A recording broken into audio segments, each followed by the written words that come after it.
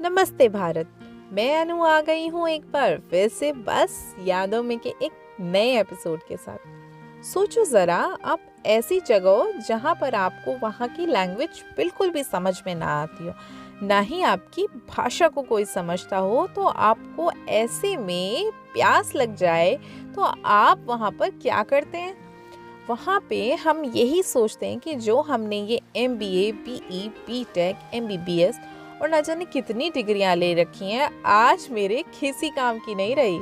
फिर हमें वहाँ पर एक अनपढ़ व्यक्ति की तरह इशारों में ही काम चलाना होता है और हम भोजन, पानी सब इशारों में ही मिल जाता है। शुक्र है जनाब, हमारे इमोशंस की कोई लैंग्वेज नहीं होती, बस उसको महसूस किया जा सकता है, नहीं तो वरना बड़ी मुश्किल में पड़ जाते। आज तक इमोशंस को कोई डिफाइन ही नहीं कर पाया है और ना ही उसका कोई पैमाना बना सके हैं कि जिसमें हम उसे माप सकें। खैर, जब हम किसी से दुखी होते हैं, रोते हैं, हंसते हैं या फिर किसी से प्यार करते हैं या बहुत ज़्यादा खुश हो जाते हैं, ऐसे में हमारे पास उसे व्यक्त करने के लिए शब्द नहीं रहते हैं, कोई पैमाना नहीं रहता। हम अपनी भावनाओं को कभी किसी भाषा, धर्म, जाति या क्षेत्र में नहीं बांध सकते, केवल इसे महसूस किया जा सकता है। तभी तो हम संसार में कहीं पर भी चले जाएं, इमोशंस की भाषा एक ही होती है, हम उसे समझ ही लेते हैं। कभी हमने सोचा है कि अगर हमारे इमोशंस की लैंग्वेज होती तो एक जर्मनी में रहने वाला व्यक्ति जर्मन में हंसता या फिर लंदन में रहने वाला व्यक्ति अंग्रेजी में हंसता।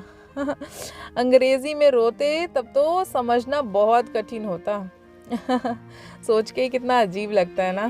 खैर, हमारे देश में क्षेत्रीय भाषाओं को छोड़ दिया जाए तो खुद ही 22 भाषाएं हैं, हमें तो और मुश्किल हो जाती।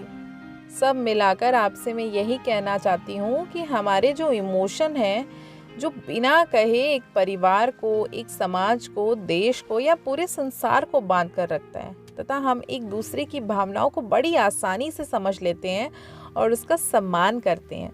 हर इमोशन को परिभाषित सबकी अपनी अपनी होती है।